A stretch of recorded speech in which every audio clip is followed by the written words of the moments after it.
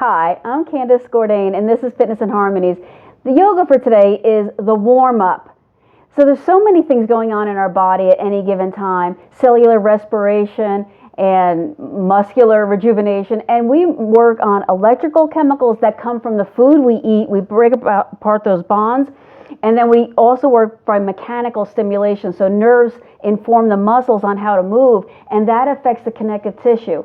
And it does all of this essentially through the blood. So blood is like any fluid. It needs to be warmed up to be able to move around the body and then bring those nutrients and then pull away the waste products.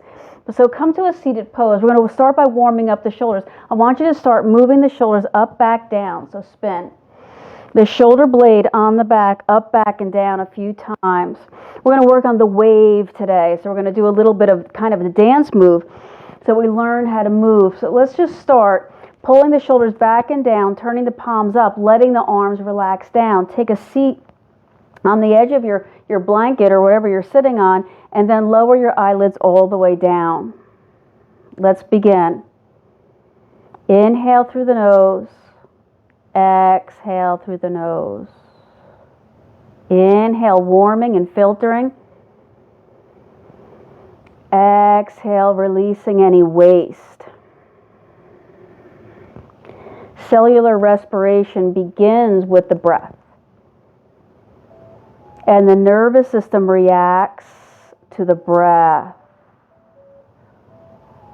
with good reason. Everything in your body, all the movements, all the metabolism, or the hormonal balance, all the immune system actions, they all depend on the breath. Inhale. As you exhale, elongate the front and back of the spine. We're going to recognize the Yamas today. Those are the disciplines or the restraints. It's the first limb of the 8-limb Ashtanga Yoga. There's different types of yoga. If you didn't know this, there's jnana yoga, which is just like studying. There's karma yoga, which is just doing good deeds. There's many different types of yoga. One of those types is Ashtanga Yoga, which is the physical practice leading us towards the ultimate, which is samadhi. That's the 8th limb, which is enlightenment or the reduction of all suffering. That's the path we're on. We're on the path towards the reduction of all suffering through these restraints and disciplines, the asana or the poses, the pranayama or the breath discipline. Notice it ends in yama. Yama is discipline. Pratyahara, removing the senses from the outer world and drawing in to your upper consciousness. Dharana, focus. Dhyana, meditation. And ultimately the 8th limb is samadhi, enlightenment or absorption into the universal infinite love. 2 more breaths. Our breathing practice begins, it's like our first step on a journey, using all of our resources to whatever our goal is. Now slowly let the head tip right and tip left. We're going to warm up the shoulders today, so I want to make sure we keep the trapezius and the side of the neck muscles warm. So all of today is really a warm-up for meditation. We're literally warming up the blood by using those red blood cells to bring oxygen to the tissue and waste products away from the tissue. Now bring the head back to center and once again begin rolling the shoulders. There's kind of a couple of joints in the shoulder socket. The arm bone fits in to 2 other bones. The clavicle on front, that's the collarbone, and the shoulder blade sort of on the back. So those 3 bones come together and they make a couple of joints actually. 3 long breaths. So stay with your practice. 2 long breaths. And 1. Then we'll open the eyes. Let's grab this strap to begin with. So if you have a strap or towel, anything will do. I'm just going to double it up so the end of the strap doesn't hit me in the face. You're going to try bringing the arms a little bit wider than the body, up overhead, and then back down. Now gently spin your arm bones out so that there's an openness in that front part of that joint. The joint where I said where the head of the arm bone connects with the clavicle, the shoulder, what's that called? The collarbone. Then bring the arms overhead. Now begin circling your shoulders overhead. So this almost looks like a lassoing dance. What we're doing is we're warming up the shoulder blades because a lot of what we're going to do today is going to depend on the shoulders and the chest. Yes, you're doing it. Inhale and exhale. What we're really doing is clearing the way. So there is going to be metabolic debris in all of the tissues of the body. The tissues of the body that have good blood flow, like the muscles, are going to be first to respond well. Now go the other way, like you're paddling a boat or you're making a figure 8.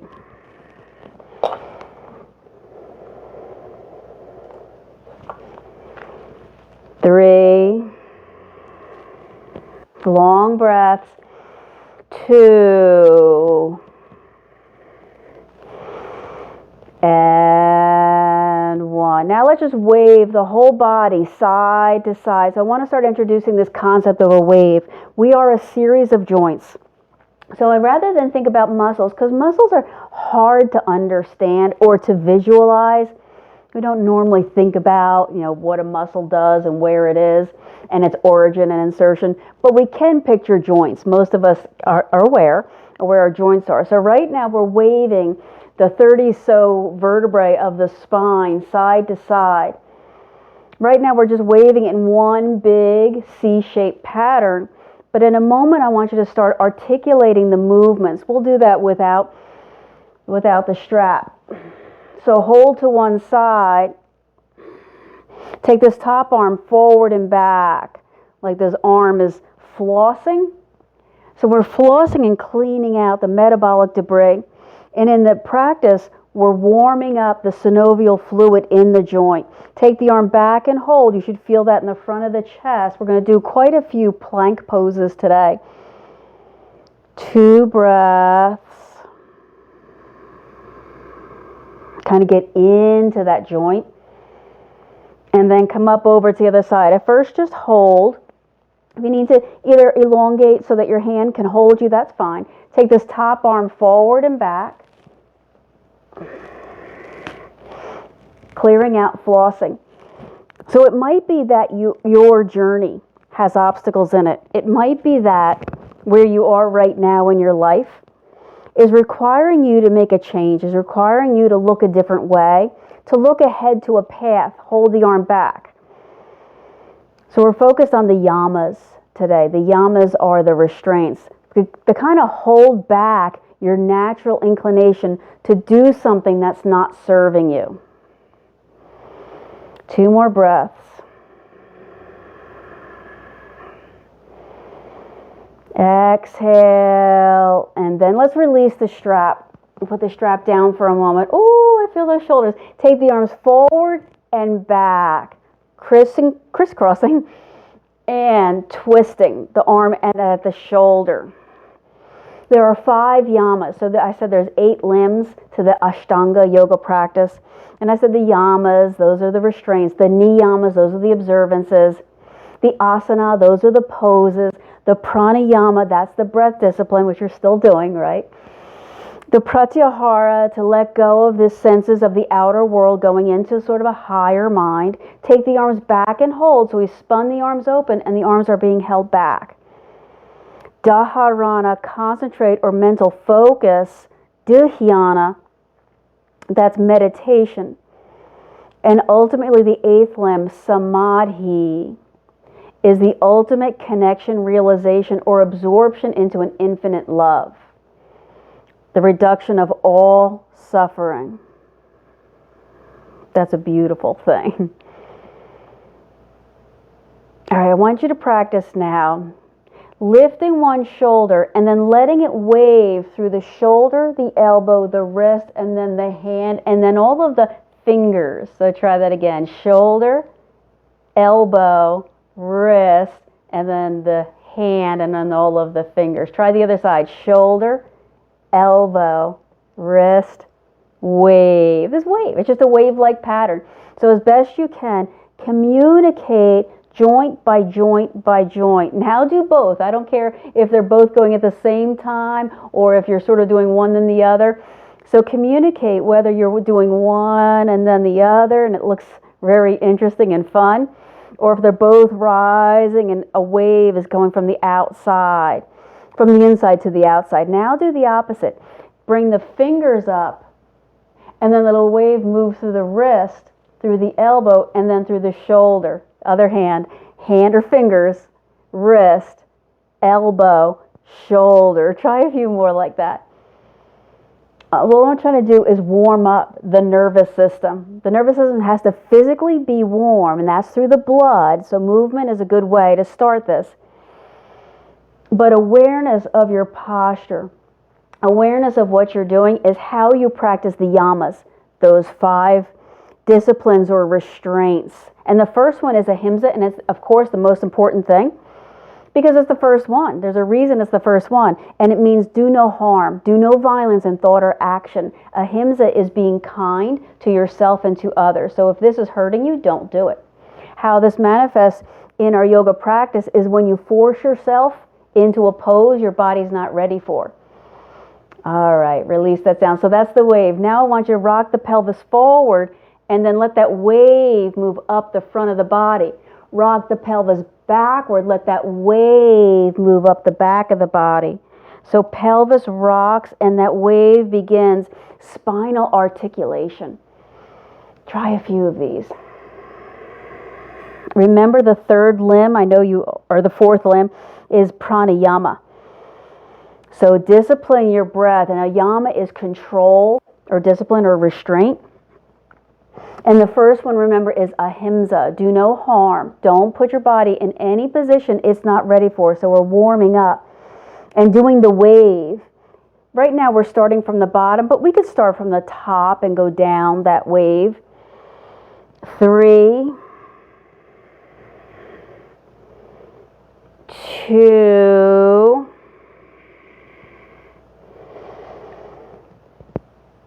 and 1. Let's come around into hands and knees. Now, just because we changed our orientation, in relation to the ground or to gravity or to the earth, doesn't mean that we're going to change, our body's going to become a different body. We still have an arm inserted into the shoulder socket, the same thing we did before. So roll the shoulders around. It's the same thing we did before. The arm now is 2 things. It's connected right to the earth, so it can't start circling around, and it's loaded, meaning that there's pressure on it. Gravity's pushing downward more than it did before. Circle forward, circle back. Most of us intuitively go backward first, so I should say backward and forward. Then I want you to do the scapular retraction. What that means is when you push through your hands, your upper back rises up and your shoulders go out. And then when you pull, kind of with your hands, the shoulder blades go together and your chest falls down. So scapular retraction, protraction, is moving your shoulder blades out and in, out and in. Try that a few times so you get the idea. Ahimsa, remember, non-harming. So if this hurts, it means you must stop. So think that there's 4 other yamas and they all work together. They all have the same flavor though. Satya is being truthful. Now hold at center, hold the shoulder blades not out, not in, but right at the center. Push the hips back with the toes tucked under. And then push the hips forward. You may have to walk your hands an inch forward just to make sure you're not over flexing at the wrist. Push the hips back, kind of push into the heels. Push the hips forward as you pull the shoulders down. Push back and forward.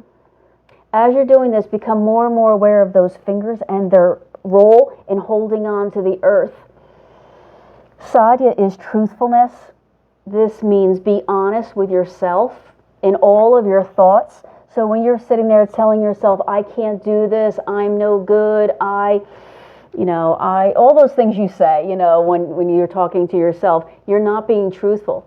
Because you know that you're a powerful, amazing being and that your body is really a miracle of life. So to be truthful is to assess everything that you're doing 2 more times. So if this is hurting your shoulder, there's another good example. You might be moving your neck or your head around. Come back to hands and knees. Extend one leg back, tuck the toes under, move my block so you can see my foot, and then push back. I have this little brace on my one foot because I've lost the fat on the bottom of my heel, and it affects everything that I do, and it's caused plantar fasciitis. That's where the bottom of the foot hurts a lot because those muscles and tendons and ligaments and fascia, everything, are too tight. And so it hurts a lot to step on my foot. So we're just taking a nice long stretch. Satya is being truthful. I just told you something I would have rather not told you. I would have rather pretend it didn't happen. Not me. I take care of my body or whatever. I don't want to admit that. Let's go to the other side. Tuck the toes under, push the heel back. So assess the entire pose. What we do normally is we compensate. I say, well, she asked me to do this pose, so I'm going to force myself into it, even though it's either twisting my shoulder, one shoulder blade. I don't know if you can see my shoulder blade can pop way up ahead of.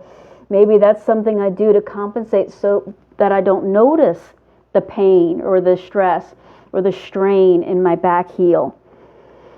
So being truthful is noticing that everything is part of who you are, not just, what you're saying or doing, but your blood and your breath and your intention. Let's come back to hands and knees. Let's drive up and back and into downward dog. So lift up, float up and back. Light up the inner thighs. Push the inner thighs to the back wall more. Downward dog has a lot of pieces and parts. So this would be a good time to practice Astaya. Astaya is the 3rd yama. Remember, there's 5 yamas, 5 disciplines. Inhale, exhale. Astaya means don't steal. 2 more breaths. So your first thought, I know, is I don't steal. What, me? No, not me. Come all the way down to the belly. So do that by lowering your knees, bending your elbows, bring your chin and chest almost to the floor, and then lower your thighs, your hips, your belly, your chest. Stack your hands and let your forehead rest. Good. We just did a lot of warm-up already. So let's go back to the breath. Inhale. When you exhale, spread the energy of loving kindness across the body. Inhale. Exhale. The whole purpose of the yamas is to steer or direct all of your resources to the goal, to where you want to be, toward fulfillment, the thing that you want, that you feel good.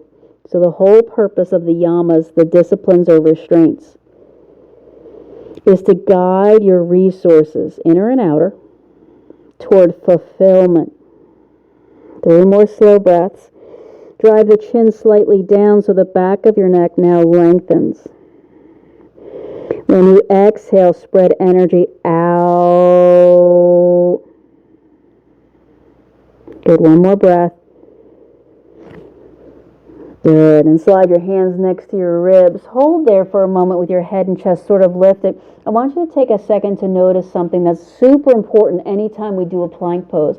And that is that your shoulders don't roll and cascade forward onto the chest, but are pulled back and away, like when we were circling the arms backward and the shoulders went back. That's important. So you can think of the elbows like a seesaw. Elbows go down, the shoulder goes back and up. So you're like spinning the shoulder back. Hold that there. Then brace the abdominals. Use your abs as the anchor and the force, and then push back into child's pose. So try to do that without breaking your back. Once again, as we do plank pose, it's a really good barometer for whether you're practicing ahimsa, non-harming, Satya, truthfulness. Asteya, non-stealing. How non-stealing shows up on the mat is when you think there's not enough. Like you think, it's not enough. I can't do this pose. I can't have everything that I want. So you start stealing. You know, it's literally stealing things. Like I'm stealing from someone. I'm stealing energy that isn't mine. 2 breaths here. Exhale.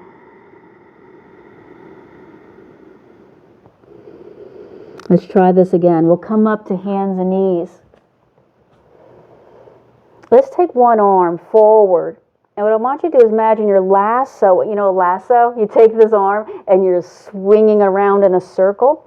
But at the same time, move your shoulder up and down. So you're lassoing forward and near, you know, back and forward a little bit. And then go the other way.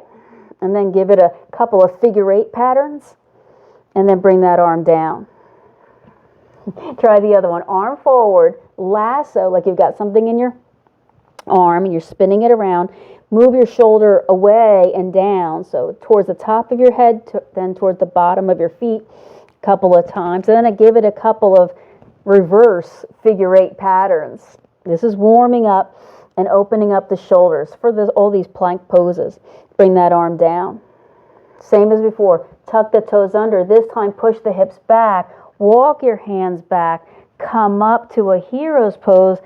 Sit. Actually sit on those heels. Remember, I need these stretches for the fascia on the bottoms of my feet. Bring the hands to the heart.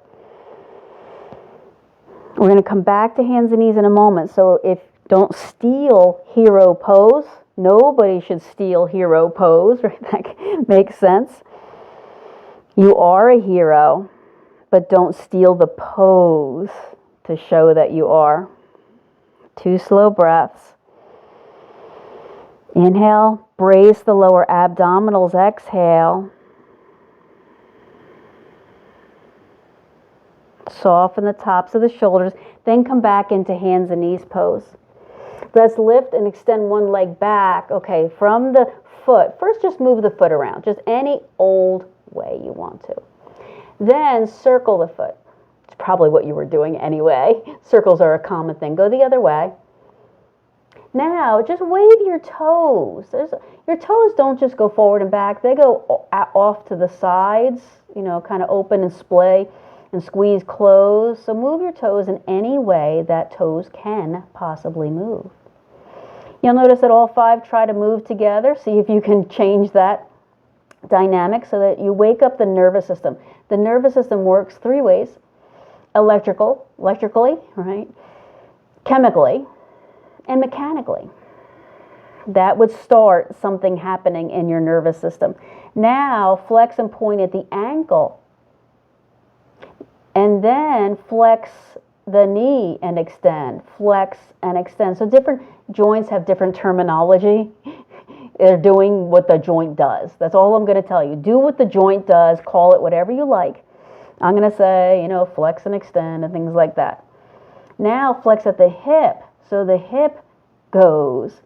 So notice I've gone joint by joint. So this is the warm-up. Let's say you just got out of bed and you have 10 minutes. You might warm up joint by joint. And the way to do that is to remember that the joints move. Circle this leg around in the hip socket. And then the other way. This is a complete warm-up to get blood moving, synovial fluid, and most importantly, cerebrospinal fluid going. Now, extend the leg out. Let's go make that wave. Move the foot, the ankle, the knee, the hip. Move the foot, the ankle, the knee, the hip. Move the toes, the ankle, the knee, the hip. Toes, ankle, knee, hip. Toes, ankle, knee, hip. And then bring that leg down. Push back to child's pose. Take a couple of breaths. 3 or 4 breaths. This is a good time for the 4th yama, brahmacharya. Brahmacharya is energy regulation. Don't give away more than you have. Don't go around spilling your energy on everyone and everything. It's energy regulation or energy balance. You have a limited amount of resources in time. We can replenish our resources, but it takes time to do that. Brahmacharya says, don't give away your energy too much. I'm super guilty of this one. Kind of continence, like hold on. One more breath. To come up to hands and knees and try the other leg. So extend the leg back. Yikes, I feel that. I really feel that one.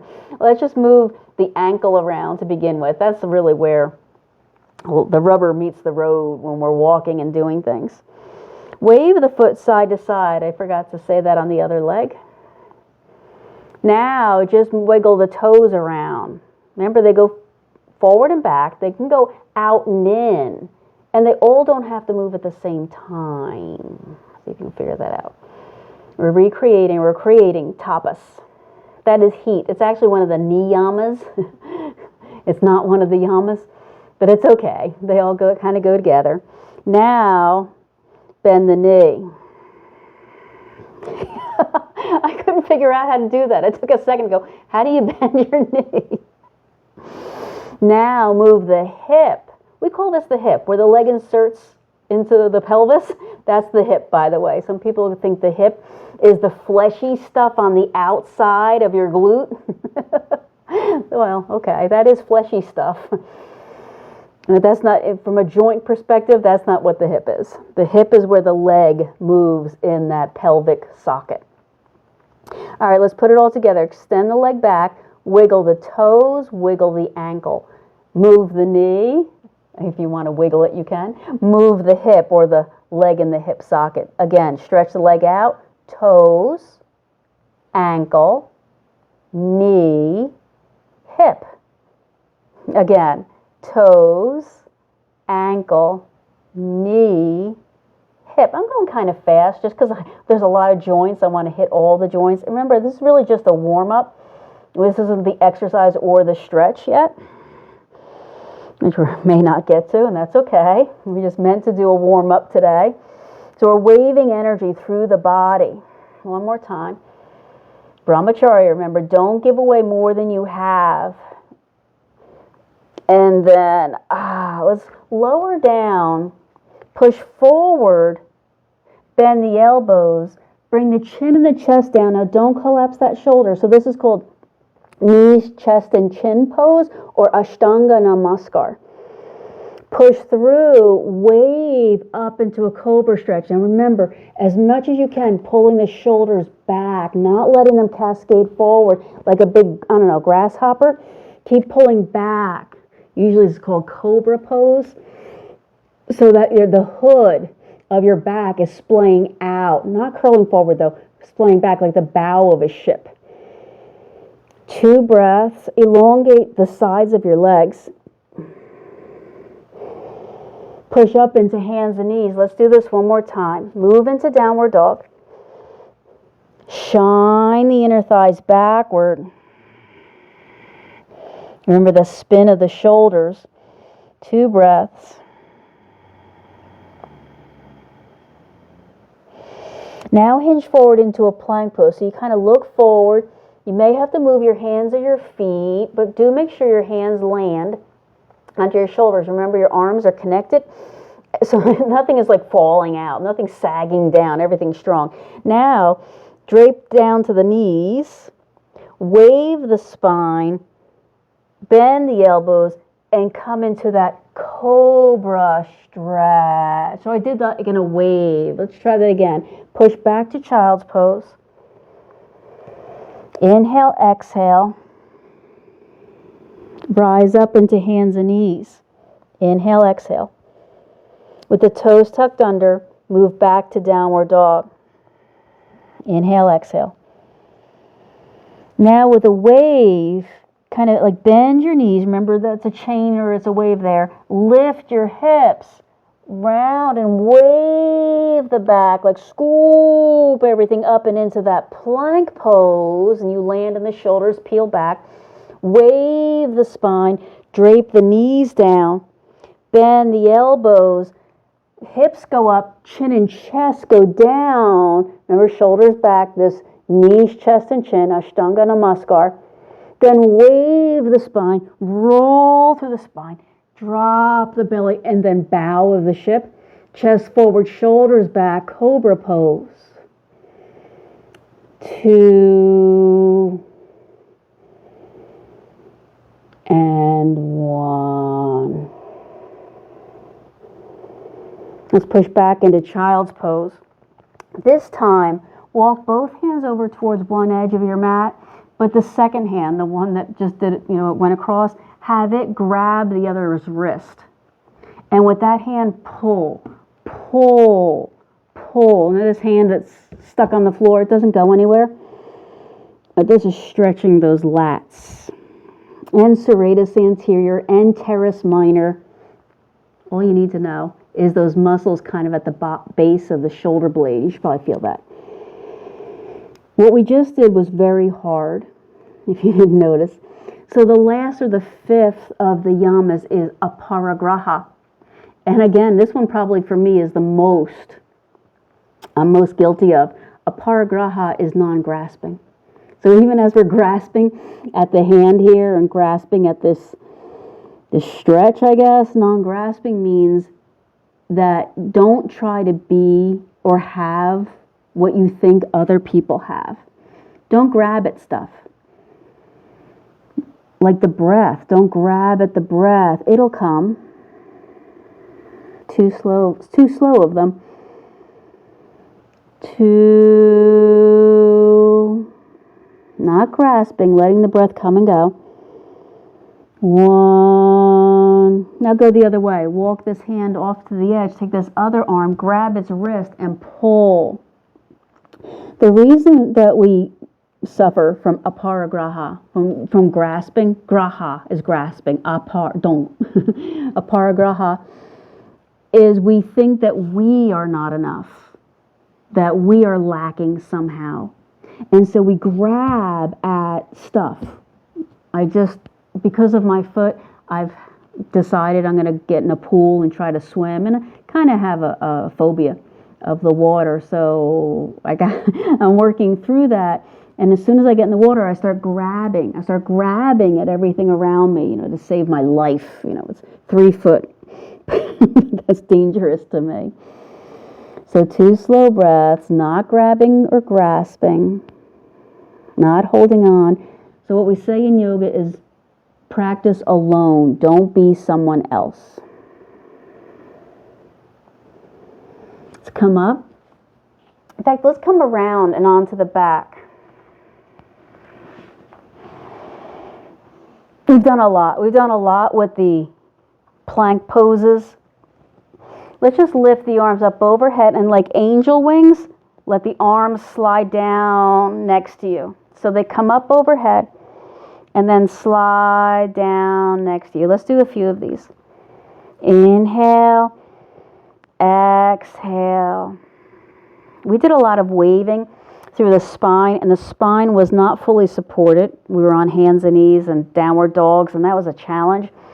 So I want your spine now to feel fully supported, that the waves of breath and energy moving through it are able to clear out. So in order to get what you want, a lot of times you have to get rid of a lot of things that you've been holding on to. Leave the arms overhead and let them rest. Cross one ankle over the other knee, and then sway that bottom knee side to side. All right, remember Ahimsa? That was the first of the 5 yamas. It meant to do no violence. So you're only feeling, not forcing. You're only feeling this stretch. You're not forcing this stretch. Hold the legs to one side. Uncross the legs and then spin your knees over to the opposite side of the hips.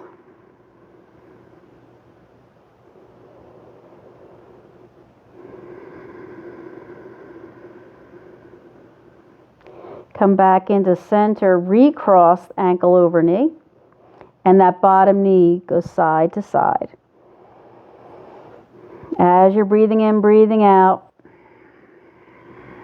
Ahimsa, do no violence. Satya, be truthful, honest with yourself. Noticing everything about what you're doing. So if this is hurting your low back, go back to Ahimsa. There's no hurting. Asteya, not stealing, that your life is full of abundance, so there's no need for you to steal a pose or steal something. Brahmacharya, regulate your energy. Don't give away everything. Hold the legs to one side. Uncross and let the knees spin over to that side.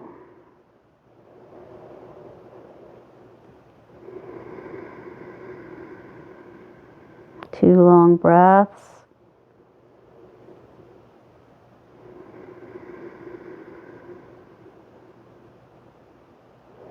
Come back to center, hug the knees to the chest. So what I'm noticing, and this is how I put together my little yoga practice. Yes, I do plan, and I do have several things that I want to say and do. But once I start moving around, I feel.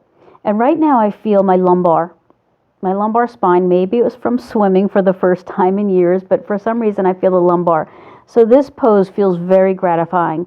I can feel energy moving in my low back, and that feels right. So remember, Ahimsa is the most important one to remember. That's to do no violence in thought or action. So I'm taking this time to heal myself. If you want to now, bring the soles of your feet together, grab the outer edges of your feet and pull. Forcing, not feeling. Remember, that's Ahimsa. To do no violence. Only kindness towards yourself and others. Satya, be truthful, be honest with yourself. Notice the entire pose, if you're compensating anywhere. Brahmacharya, regulate your energy. Asteya, not stealing. And of course, aparigraha, don't grab or grasp. From here, let's move right into Shavasana. I want to take 3 to 5 minutes to bring everything back together. So let the arms and the legs spin open. We took time warming everything up. So let's take a little bit extra time settling back into the space that you've prepared. As you exhale, settle in.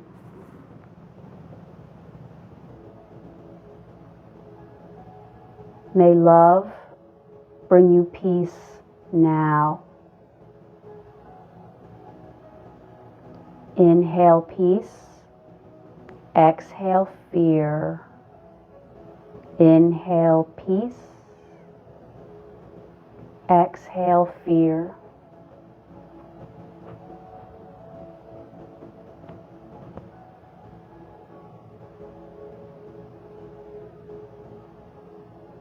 May love and the universal spark bring you peace now.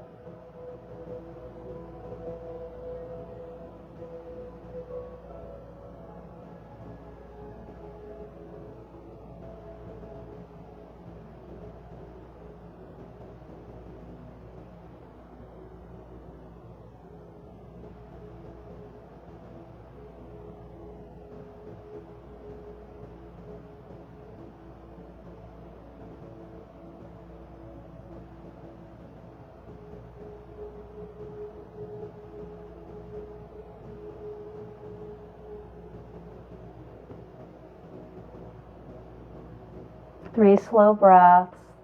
Let them come and go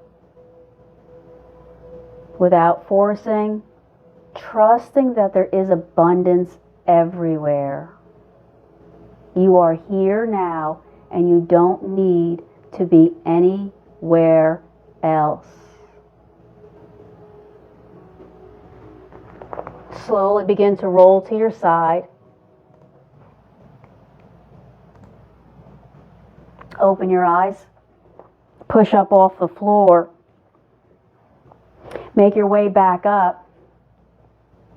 Align the spine and all the centers, the energy centers of the body, all the way up through the head, all the way from the soft palate, the top of the mouth, through the crown of the head. Bring the palms together, touch the thumbs and into the heart.